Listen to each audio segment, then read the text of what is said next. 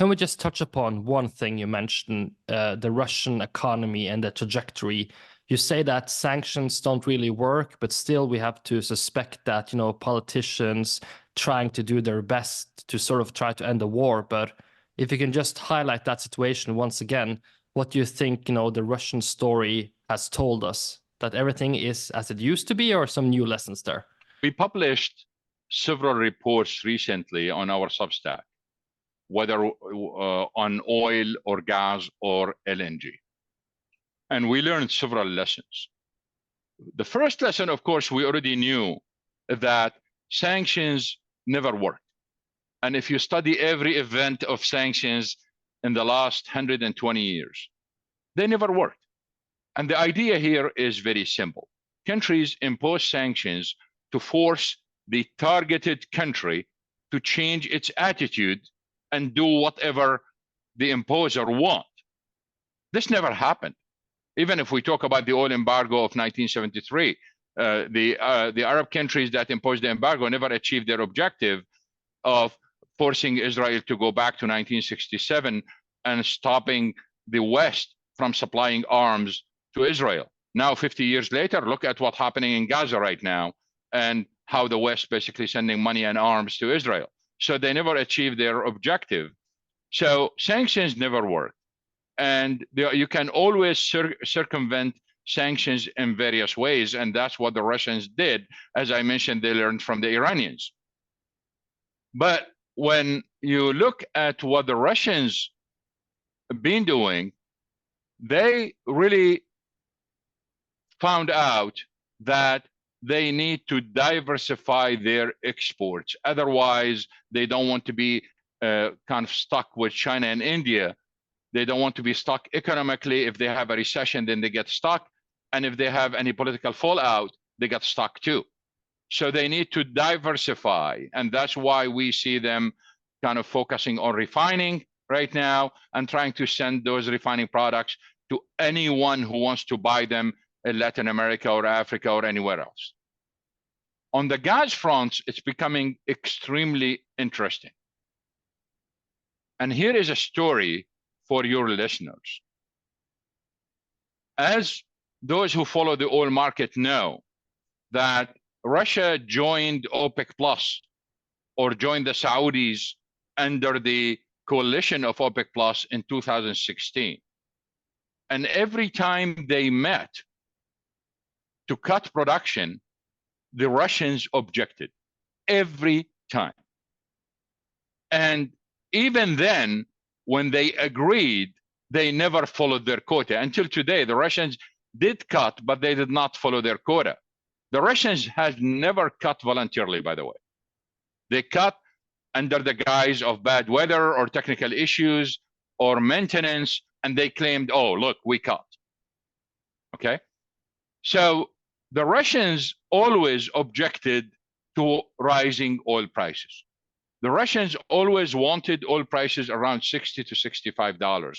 They don't want the 90, they don't want the 100, they don't want the 130. But the Saudis wanted prices between 90 and 100. So that's where the clash is. So how come the Russians do not want higher oil prices? What was the problem? Well, government revenues in Russia comes from oil and natural gas. And those long-term contracts, that's before the invasion of Ukraine, those long-term contracts basically are linked to oil. If oil prices go up substantially, then gas prices go up substantially and they start losing market share in Europe. That's again before the Ukraine crisis. At the same time, they ended up with an economic problem because if oil prices are high, gas prices are high, the ruble value goes up. And it just happened that for most Russian companies, including the oil and gas companies, most of their cost is in rubles. So if the ruble goes up, their cost goes up and their margin of profit shrinks. So they are better off with kind of moderate oil prices. It gives them moderate gas prices. They maintain their market share over long term. At the same time, they don't get stuck with the higher cost. But this is only part of the story. The main story is this. When Putin decided to annex Crimea, the EU and the United States imposed sanctions on Russia. Through private or through intelligence sources and through public comments, Putin realized that the share revolution in the United States is going to enable the United States government to take their market share, their gas market share in Europe. And they got information that the US government is pushing for LNG big time, although these are private companies. So what did Putin do? The first thing he did, basically, he talked to the Chinese. They start building those pipelines to China. He knew that this was coming. So everything that happened in 2022 was known to them in 2014. So he started building those gas lines to China. Then he improved relationship with Germany big time, and they built quickly. They built Nord Stream 2, trying to ensure everything in place. So the US, so he was racing against the US plan for LNG. What he did not realize, basically, is the US power in their ability to stop Nord Stream 2 completely, although it's finished, okay?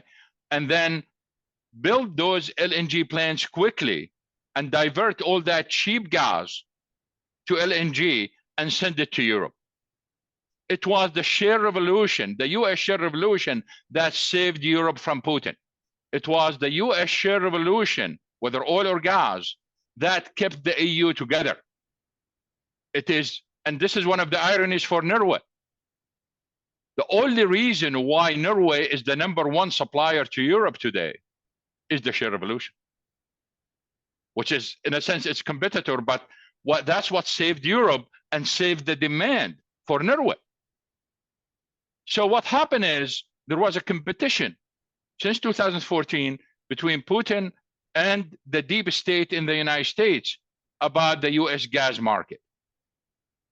The Putin administration realized that most of the gas in the United States is associated gas coming from shale oil wells. So if oil prices go up, those wells can produce more gas that will be dumped on the market at any price.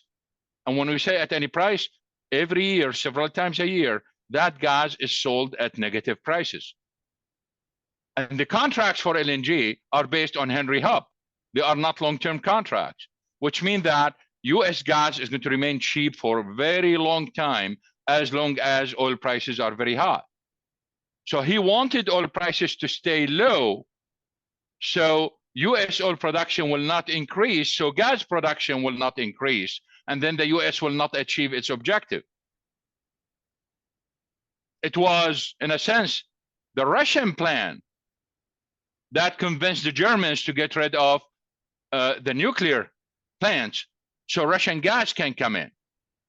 And now the Germans got stuck with everything they have, and they are back to coal.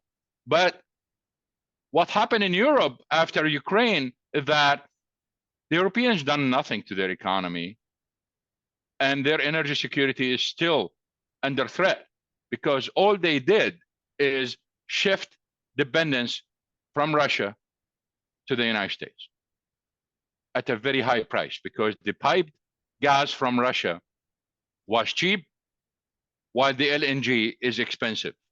And therefore, this is a permanent increase in energy cost in Europe. Here is the problem that people are not paying attention to. Basically, two problems. The first problem is Putin decided to terminate some long-term contracts. Why? Because LNG at that time was $70. The long-term contracts were $16. And he forced Europe basically to buy the LNG, the expensive LNG. He can make more money on LNG.